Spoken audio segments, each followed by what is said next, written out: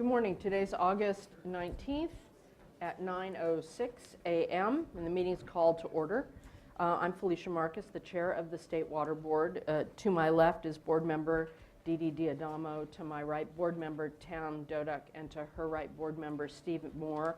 Vice Chair Fran Spivey Weber will be with us around 10 a.m.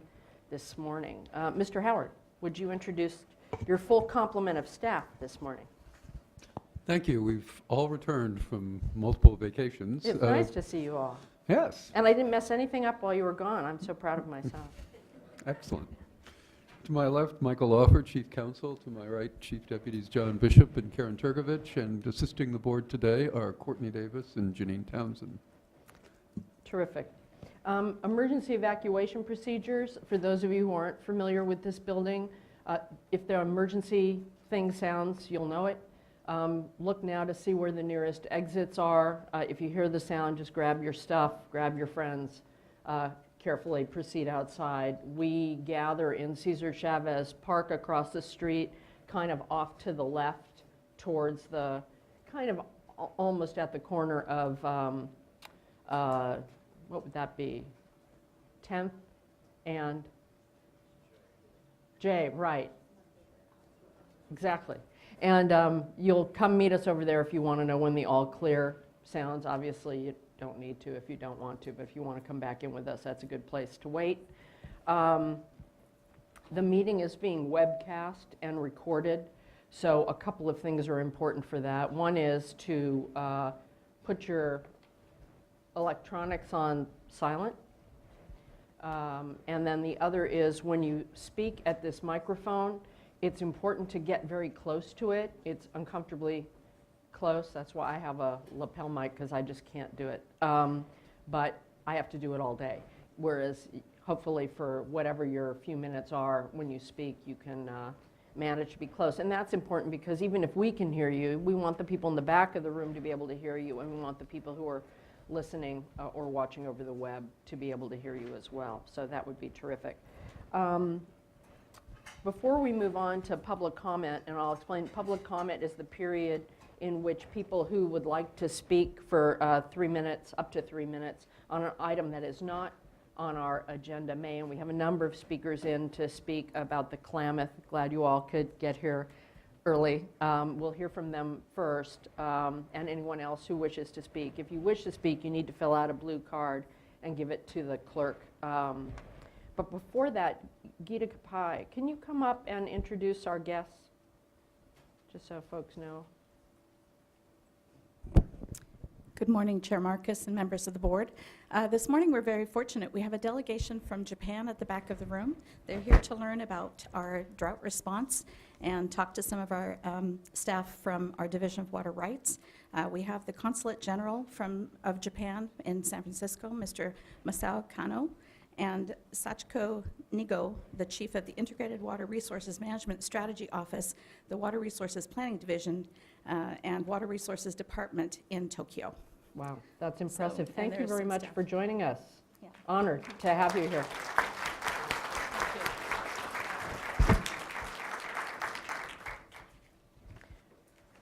Great. With that, we'll move on to the public forum, and I have a number of speaker cards. You each have 3 minutes. Great.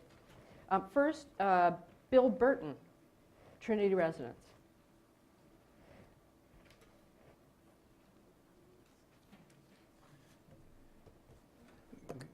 Good morning. I am Bill Burton. I've brought this sign that I quickly made that everybody can realize what the urgency is and why I've come all the way down here overnight and doing all this to support some urgent fish. And it's not just some fish. Just so you know, in 2002, 30,000 fish like this died. And 30,000 fish might be just a big number. But what it means is a huge mass of fish that's so heavy that it would take 22 semi-trucks to pick them up and move them. It would be the same size as 180 elephants. It's bigger than any zoo mass at any large zoo, the mass of all the animals there. California is large. California has large rivers. And so the small changes that we choose can make a big difference. Now, I know the Water Board is in charge of the Central Valley Project. And right now, at this moment, if I hold my hand up and say how much water is going to the Central Valley Project through Whiskeytown Lake, it's 4 units of water and 1 unit of water going to the Trinity River. Right now, as we speak, 4 units of huge amounts of water going to Whiskeytown Lake. And then it goes down into the Central Valley Project, where it's all part of the Central Valley Project. It goes down and gets into the Sacramento River. It does drift down to the Delta, and then it does get sucked up and used all along the way. But that's not natural. And these fish don't have any say here other than what we're bringing. That water, these 4 parts of water could actually shut off today, or pieces of it could come towards the Trinity. There's plenty of water in Whiskeytown Lake. It's sitting full. And for weeks or so, it could drain while there's water coming downriver. The urgency is huge. With 30,000 last Thursday, the Bureau of Reclamation was there seeing the fish in the pools. They're just struggling. It's like if you had children and they're not able to take care of themselves. You would do something right away. So I'm asking that's why we don't have an agenda item. I don't know what the board could do at this moment. We will be also on television tonight from some of the things going on. But being a state issue and federal issue, you can do what the state can do. And it's huge what the state can do. We have Jared Huffman and Mike Thompson on board on this, former state senators here that you probably know. And still, they aren't getting good answers from the federal on why the valve is being turned which way or that. And you have the authority on where it does go as the leading the California Water Project. So please just recognize that this is urgent, and diverse people that are saying that we can do this, and there is enough water there. Thank you. Thank you very much. It's a huge issue.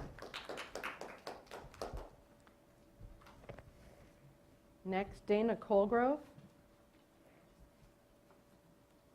from Got Water. Is Got Water the name of the group? I You got just- water. You just got water. I brought it for you. Thank Would you. you like a cup?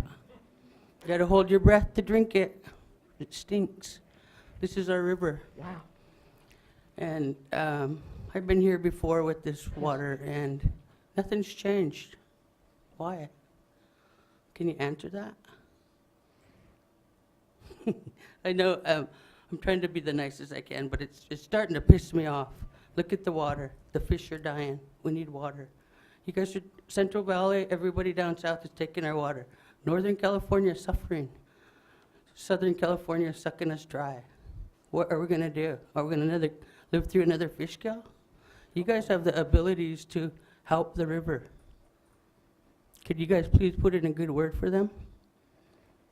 We've been praying, we've been dancing, we've been singing. It's up to you guys now. I'm hoping for a natural disaster to take them dams out. I'm sorry to feel that way, but that's the only thing I see that's going to help our situation. We only want some of our water back. We're not asking for it all back. If you guys could see your way to make BOR put water in the Trinity River to save the fish this year and every year, because this is the new now. Climate change is here. It's not going to get any better. People are wasting more, not even conserving. You look everywhere, there's sprinklers going, there's alfalfa everywhere down this way. Fields and fields of green. We're living in a desert up there. Fish need water. Apples can go without. 1 year, 2 years, 5 years. These fish come back every 4 years. So in 4 years, we're not going to have a good run. All the baby fish are dying right now. All the big fish are dying right now. BOR went up there the other day just to please us. We had to go hijack the press conference for Sally Jewell to make her aware of what's really going on. She had a press conference for the big fires here in Northern California. We went over there and basically hijacked her press conference to make her talk to us and understand and listen to us. So watch out, because we'll hijack your meeting too. I'm sorry, but this No, is how I don't be sorry. feel. We're concerned as well in trying to figure, we don't actually have the direct power to just immediately order people to do things, but we are trying to figure But it you out. guys It do, is a you do have the challenging power and the situation. abilities to make Pacific Corps make changes. Look at this water. We have to drink out of that. We have to eat out of that. We can't even swim in it. It's been posted all the way. And now the people at the mouth of the river are starting to get sores and get sick. And no telling what other kind of cancers we're going to catch in the future. This is for, our children can't drink this. They're not going to survive. You guys are killing a whole heritage, a culture. I don't know what else to say. I've been coming here since 2002, basically. And nothing's changed. Do you guys have a solution? Or you guys even care? I mean, I'm sure that a few individuals really do care, but I wish there was some way you guys could make other people understand. I really wanted to pour you guys a glass just so you'd have the effect of smelling it, of looking at it, and having to live with it. We have to live with that. You can't even see the river, but you can smell it from where I stay. Then you walk down the hill, and then you see. It's sad. Very. And the state of California is responsible for that. I don't know what else to do or where, who to point at next. It's, you know, maybe it's time for Pacific Corps to be responsible. And maybe it's time for you guys to get on the FERC boat and train and say, hey, enough is enough. Yeah, we are in process, so there will be meetings on that. I'm going to die before that process is done, though. I mean, people come and go. I've been doing this for a while, and I'm thinking, God, I'm getting old. Gee whiz, you know, so I got my kids going now. They're out there somewhere around here, but, you know, they'll be up here next, because we're not going away unless you guys kill us with this water. Thank you.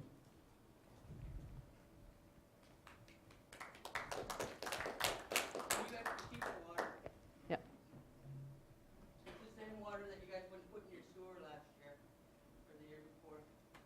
I actually had one of the individuals say, you guys had the 5-gallon bucket of water and that I brought before. Mm-hmm. You guys didn't know what to do with it, you didn't want to pour it in the sewer because it was toxic. Well, there you go. Thank you.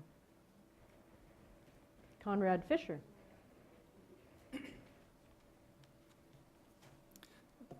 Thanks for this opportunity. Conrad Fisher with Klamath Riverkeeper. We're an organization that represents people who depend on the Klamath for a variety of reasons. As you've heard before, dams and diversions are killing the river I live on. I know that you realize I think you understand the problem, and I'd like to try to focus on what we can do about it.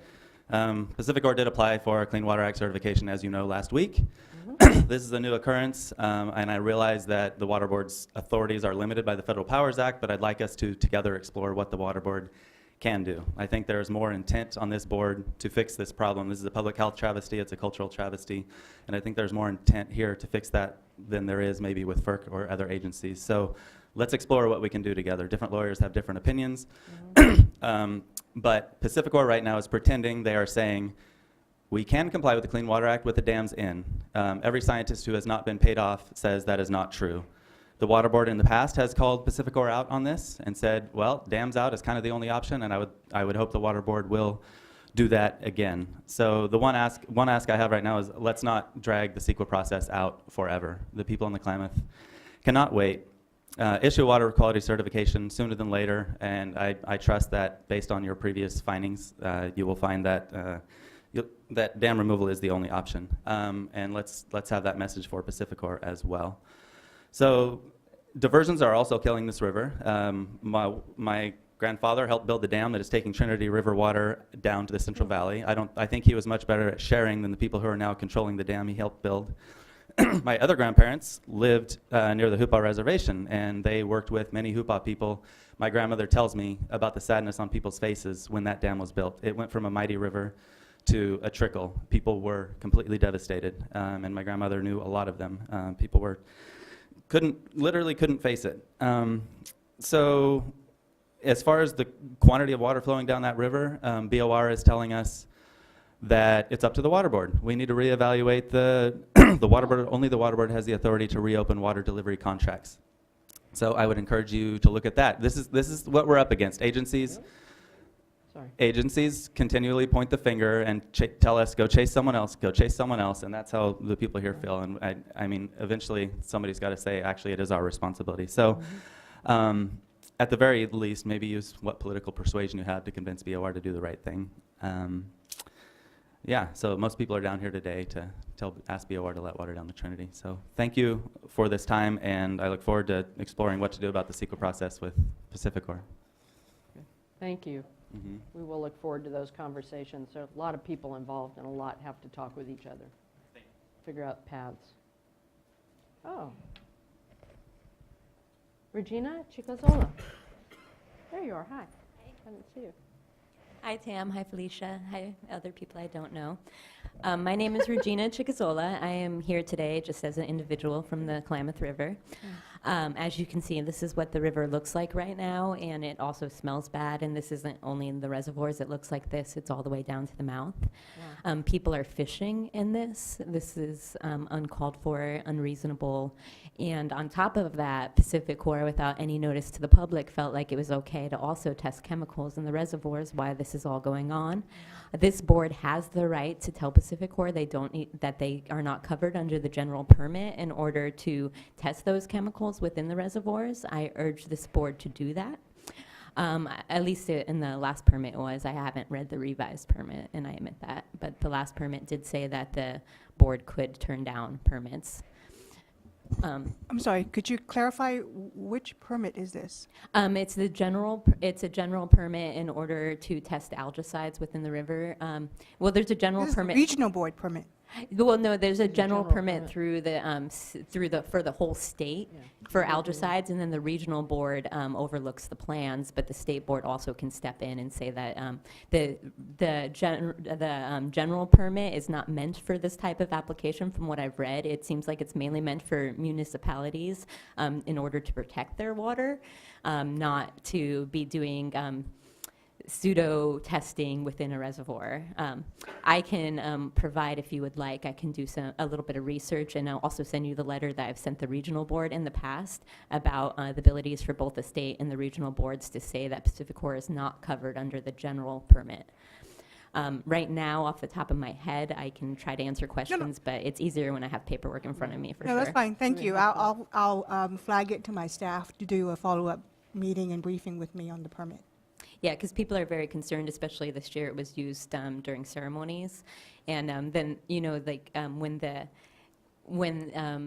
microcystin is released, when the algae is killed. So that was really concerning to people, especially because it happened in the Iron Gate Reservoir this year. So then it had the chance to actually be released in the river, and there's supposed to be public comment and public notification, and that did not happen this year. So definitely, I have concerns on that. The other things I wanted to talk about, though, are the 401 certification and also water rights on the Trinity River. As been addressed here before, the Trinity River is, the water in the Trinity River is needed to stop a Klamath River fish kill. When the Trinity River dams went in, many laws were set up to say that the water in the Trinity River should be utilized for the Trinity River, and then when there's enough, then that can go to the Central Valley. Right now, 85% of the water that is being used is going to the Central Valley. The tunnels that are coming out of the river, out of the reservoirs, are totally flowing fast. They are full, and the river is about a trickle. This is not what the laws state. When those laws went in, Humboldt County was given a 50,000 acre water right because they didn't like the dams going in. They wanted to make sure they got water out of it for economic development. That water right has never been respected. It would be really great if this board would support Humboldt County in asking that the Department of Interior make sure that water right is respected, and if the state of California recognize that water right too, because I know you have to do that both federally and within the state. because Humboldt County is willing to use that water, their water right, that was a senior water right, in order to help avert fish kills every year. And that's an amazing thing for Humboldt County to do, because it could really help solve some of these crises that happen yearly at this point. Other than that, also there are a series of laws that were set up over and over again, including in the Central Valley, one of the Central Valley laws. I would have to look up the exact name, but it set up that the water rights of the people on the river are senior. The Central Valley farmers' water rights to the Trinity River are junior. As we know, that is something that can be done. Senior water rights can be recognized and can be used for in-stream flows. I know there's some paperwork about using senior water rights for in-stream flows, but we need to start that paperwork. Other than that, on the 401 certification process, you've heard from me a lot. I'll try to go real fast. I see my time is up. But please deny Pacific Corps' 401 application, and make sure in the CEQA process that dam removal is fully analyzed, because in order for the dams to come out, there also needs to be a 401 certification process, and we need to make sure that that is analyzed now, so we don't have to start the 401 certification all over in 3 or 4 years when we actually decide for the dams to come out. That would be ridiculous and cost prohibitive. Thank you. Great, thank you very much. Thank you all for taking the time to come down. We do have a whole team looking at this most complex of issues, both on the water quality and the water supply side. So just know we are looking into it and trying to figure out what we can or should do and how to move things in the right way in this very complex area. So thank you for taking the time and coming all the way down here. And thank you to the rest of you for letting us use our public comment period more fully than we normally do. But thank you very much. Questions? If I may, a question for staff. Uh-huh. Having been on the board much longer now than anyone else, I know that we have received periodic updates from staff and the participants in the Klamath discussions regarding various status of, and now that the water quality certification application has been refiled, I'd like to request another update from staff at some point later this summer or early fall on where we are, what the expected time frame is, what all that is happening in Washington, and just all the very complicated factors and interest involved in this issue. I think it's been a while since we've had a report from staff and stakeholder updating us on where we are on the Klamath issues. Yeah, it might be helpful too, just for lots of people to be able to chart out the different legal and water quality and water supply issues, where they intersect, where they are, what the authorities are, et cetera, and chart it out somehow. I know staff's been looking at it and have had preliminary briefing where I'm impressed that folks are really trying to dive in, but it is a hard thing to grasp because there are so many moving parts, and there are trade-offs with all kinds of things. And also, as mentioned by Regina today, I mean, issues such as the general permit or the general order, in addition to the water quality certification, what are all the various tools and authorities that are available to us? I heard some really interesting things today about our authority to open water delivery contracts. I don't know if that's true or not, but I think at least try to clear up what some of the facts are with respect to our tools and authorities. Yes, we'll prepare that. Thank you very much. All right. Next, we have the minutes. I will abstain on this one since I missed half a day actually half a meeting the entire day where all the action happened. I'll move adoption. Can I second? Did you second the minutes? Second. All right, all in favor? Aye. It's hard to do, I know, you're such an active participant. All right, the minutes are approved. Next, board reports. We have a full agenda, so I would suggest brevity, but I do really like these. Let me jump in very quickly. 2 teasers because of the brevity. I attended the Bakersfield meeting that staff held on initiating the discussion to develop groundwater criteria, monitoring criteria for SB4 hydraulic fracturing, and I'll discuss that more when we discuss that item. I also have had the opportunity to meet with various drinking water program district staff, and I'll mention that when we discuss the mission statement item. A request, actually two requests, one having to do with the stormwater strategic initiative that staff is in the process of meeting with stakeholders on. I attended one meeting in Orange County last week and plan on attending the San Diego meeting tomorrow. Staff has done a really good job in terms of outreaching to stakeholders and getting inputs and idea, and my request would be at some point before staff sits down and actually start preparing documents and developing project ideas, I would like a check back with the board in terms of what they've heard from stakeholders, highlighting some key points, and hopefully having a board discussion with some direction to staff in terms of prioritization. My concern is, we have not had a chance to discuss the stormwater initiatives and what are some of the important factors for us that should be addressed. And without that, I don't want staff to, and our stakeholders, to invest a lot of time and energy developing projects without hearing, at least from us, if we can reach consensus, great, but at least hear from us what some of our ideas are in terms of the important things that should be captured moving forward with respect to stormwater. My other request is, I've had several meetings the past few weeks where the cost of compliance project has come back, and there were many commitments that we made in the resolution that the board adopted on TMDLs and NPDS, commitments that relate to the roundtables. And so I would like at some point, at least if nothing else, a report, an executive director's report, updating the board on where we are with some of those commitments and moving forward, things such as the workshop with EPA, how is that coming along? And then a quickly final heads up for you at the San Francisco Bay Regional Water Board meeting last week. The regional board spent a bit of time and had a very robust discussion about the city of San Jose's efforts to address the issue of homelessness, the encampments there. And while it certainly is not under the primary purview of the water boards, the nexus was established with water quality issue, with trash in particular.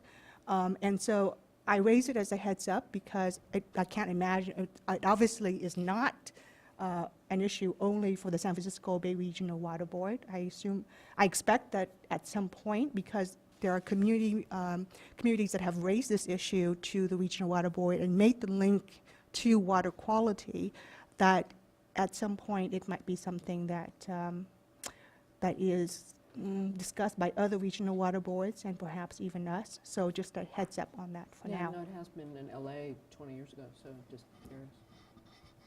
So thank you. Thanks. I appreciate that last discussion by Board Member Dodek. I visited some homeless encampments on July 3rd with stakeholders in the San Francisco Bay region.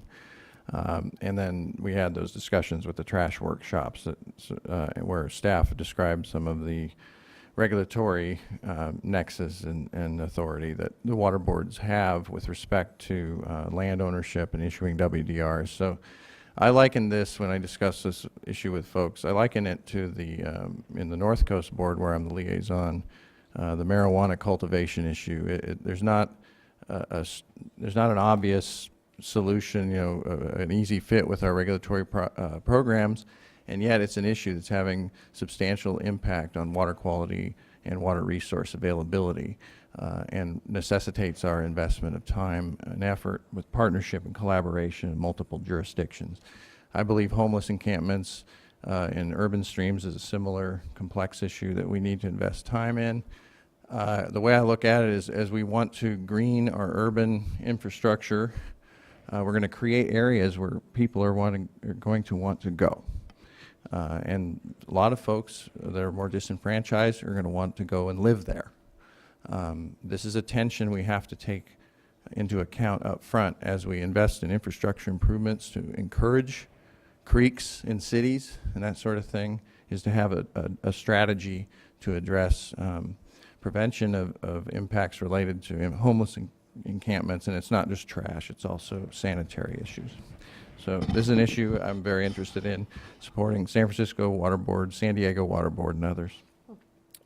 Speaking of San Diego Water Board, I spent the day with them on August 14th with Executive Officer David Gibson and senior staff and some field staff.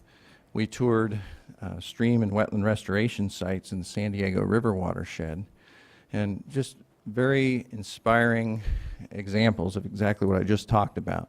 Greening the urban infrastructure, replacing the 20th century trapezoidal culvert system and curb and gutter system with a more natural flood conveyance and drainage system, i.e. urban creeks. These are efforts that cities are taking upon themselves without regulatory compelling, and they're working great.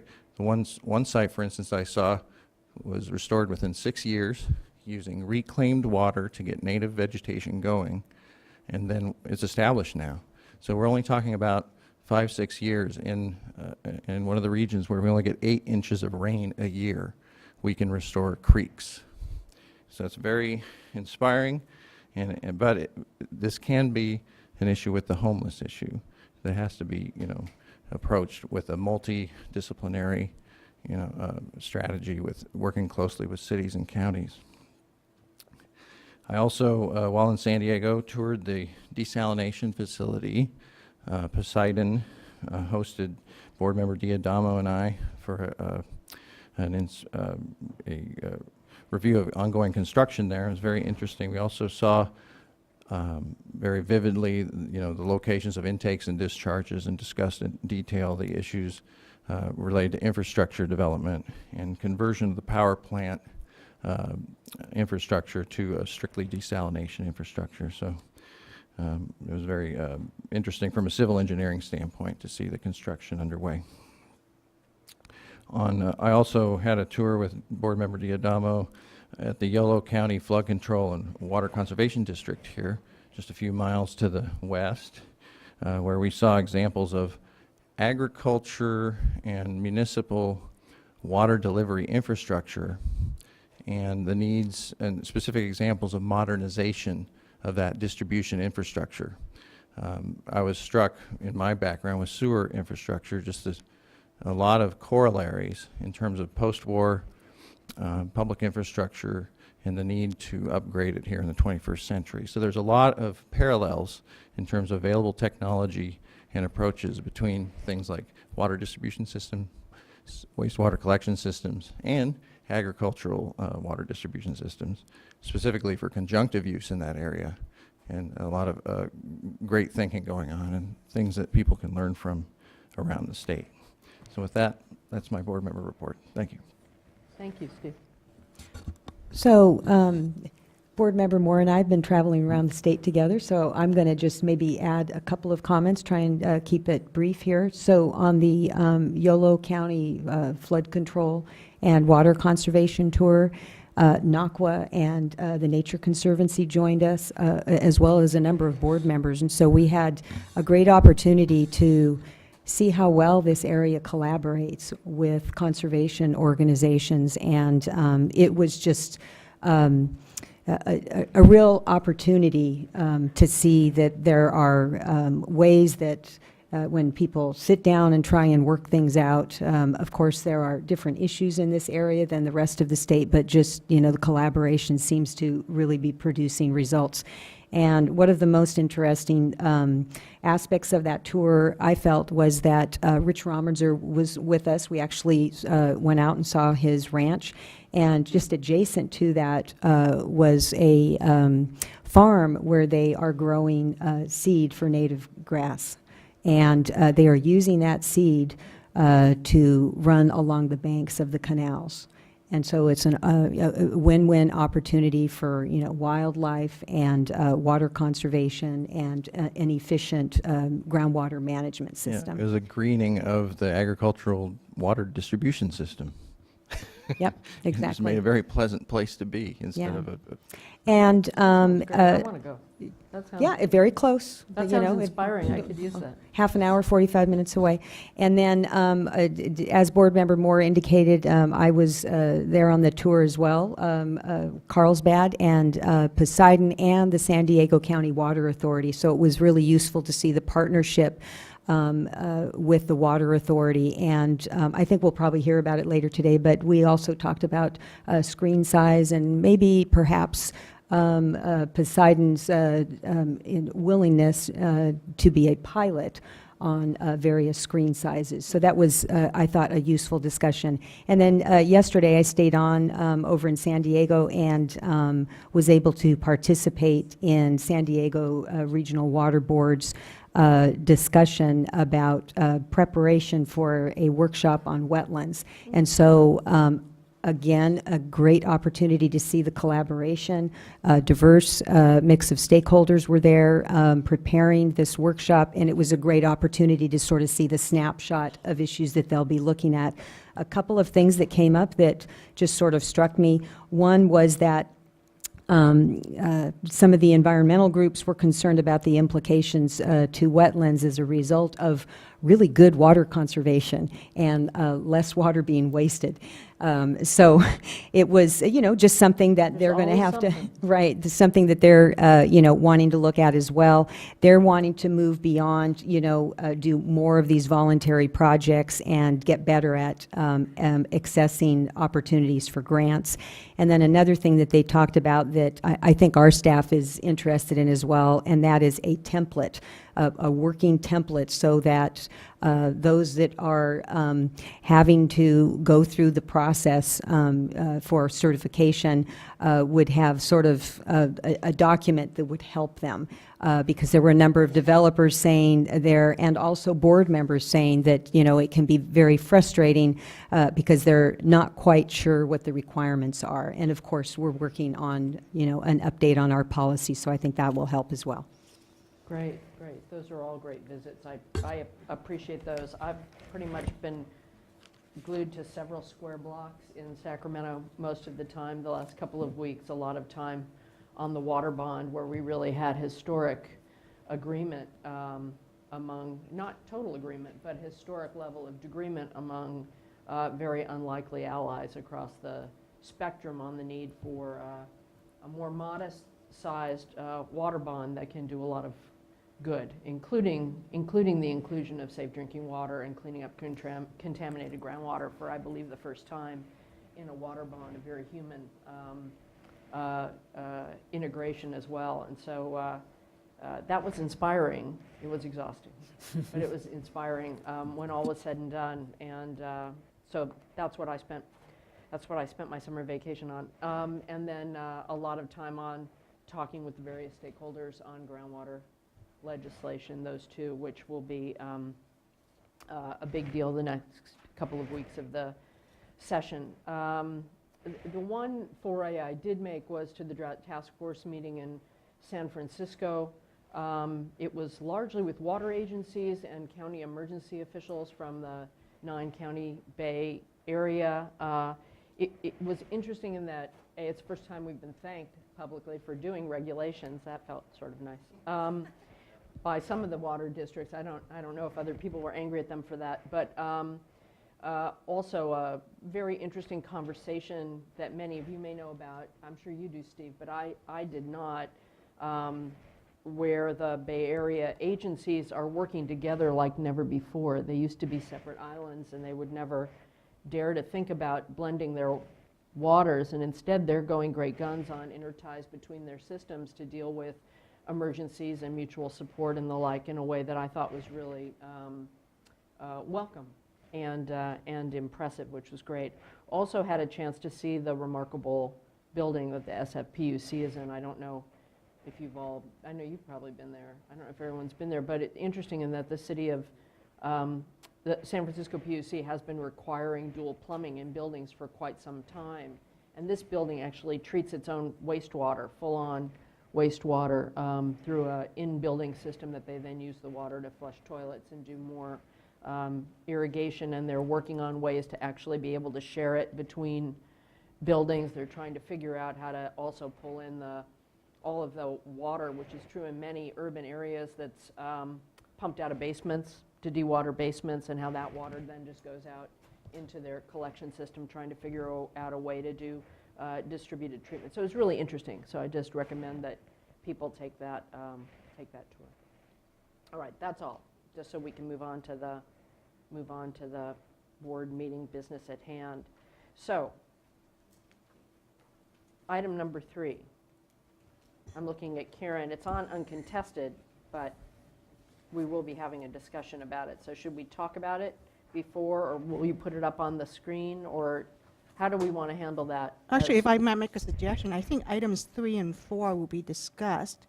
But item 5, and if there's no comment cards for item 7, I would like to move those 2 items. There is a comment card for item 5, Okay. and we have 4. So that means we don't have any uncontested items. All right. Is there a comment card on item 7? There And- is a comment card, but they support. You might want to find out. Well, this is the challenge for the person with the comment card on item 7. We can take it on uncontested if you don't want to comment. If you would like to comment, we'll take it in order, which is not a way to discourage comment.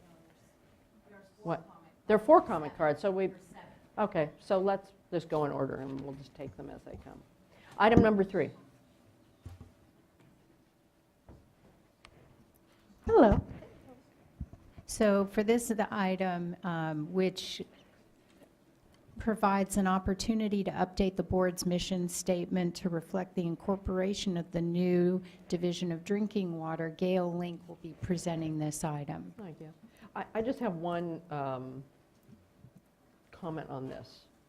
A comment on this is, unless it's pretty clear that we're fine, I think we shouldn't be doing this now when we have a room full of people, because mission statements can take ages, and we don't want it to take ages. So it's important to do it quickly, but I don't want all those people having to sit there while we wordsmith for an hour. That's not a good use of their time when we could do more internal noodling. So how do you, sorry, Gail, I don't mean to. So what I would propose is Gail has a very brief presentation. We've put up 3 suggested options. Each does something a little different. And based on your initial thoughts, we can either proceed or we can hold the item for future discussion. I would actually rather, I can't vote on one of these because I know I don't like them. So can we just do, well, no, it's too big a deal, I think, to try and jump to making a choice on this. I just don't see how we can. So why don't you make the presentation, and then if we have questions, but I'm sorry, I've just run too many board mission statement things, and it's important that we have time to think about it. So I want the presentation, but I don't want to vote. Actually, even before that, let me add on to the chair's comment and say that I was going to comment on this item because, while I applaud the effort to update the mission statement, even if we were to do it today, which now it doesn't sound very likely, the rest of our strategic plan would then be sort of out of sync with the new mission statement. So I think my preference would be to not discuss this item today, to not even hear the presentation today, but have staff bring back this item with a fleshed out option for board consideration on a day when we're not jammed, in terms of not just updating the mission statement, but where do we go from there? How do we look at the strategic planning effort? How do we look at actually updating and integrating the drinking water program into our organization, our strategic plan, rather than just updating the mission statement?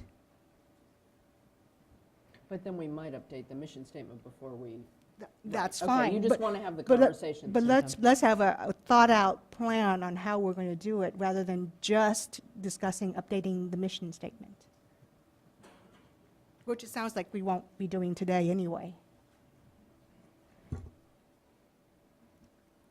Would you like to do that, have that discussion at a board meeting, as you suggested, where we're not as jammed, or we could organize this as an organizational discussion where we can have more of an informal dialogue. Actually, I think that's even better.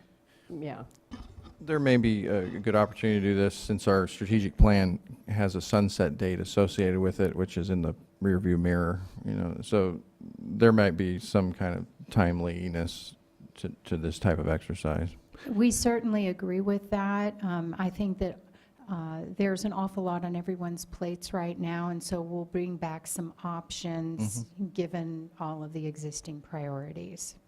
Yeah, and it's important, I think it's laudable to try and change it quickly, because obviously we want the inclusion quickly in our mission statement so that the very important drinking water program that's now a part of us feels reflected in the mission statement. I think that's actually a good instinct and impulse on all your part, but you might want to give us the chance to be able to give you more feedback on the kinds of things we would want, and more of a, we did a little bit over the weekend, but more of a chance to help you with the drafting of this, so we're not doing out in. Yeah, well, while the chair may have initially said she doesn't like it, I just wanted to offer I do like where this is going, and I think my history with being in the water boards is folks the public thinks we do drinking water. Those of us in the business know full well that's not the case, but the average person in the public has always said, oh, so you work for the state water board, how's my drinking water? And now that dream is a reality, that it's part of our agency. So, I think that kind of context as far as how the public views our functions can fit into the mission statement pretty seamlessly. Right, no question on the substance, it's just on the wording.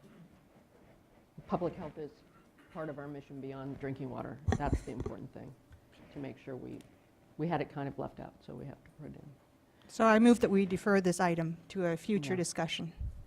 All right, thank you for your work. Sorry, happy to sit down and meet with you too, and We'll be back. talk about it. It's just I think the best use of time is not to do the wordsmithing, having been through it with more organizations than I care to even think about. It takes more time than you think, and editing by committee in the first instance is not the best way to go. In the end of the day, we do that a lot, but there's more work we can do, that more efficient use of everyone's time. All right, item number 4. And just so you know, I'm sorry, we will take a very short break sometime mid-morning, and we will take a lunch break at sometime between 12 and 1. It won't be a full hour. My guess is we'll go for a 45-minute break. When I try and do the half-hour breaks, it really doesn't give people time to go anywhere but downstairs, which is actually quite good if you don't know it, but I want people to have a chance to go out and photosynthesize, if that will help them think clearly when they come back from the break.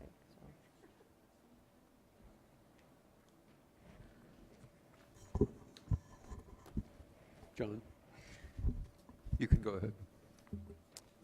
Good morning, Chair Marcus and fellow board members. My name is John Borkovich. I'm the Gamma Program Unit Chief, and today we're talking about the consideration of a proposed resolution for oil and gas monitoring program contracts under SB4.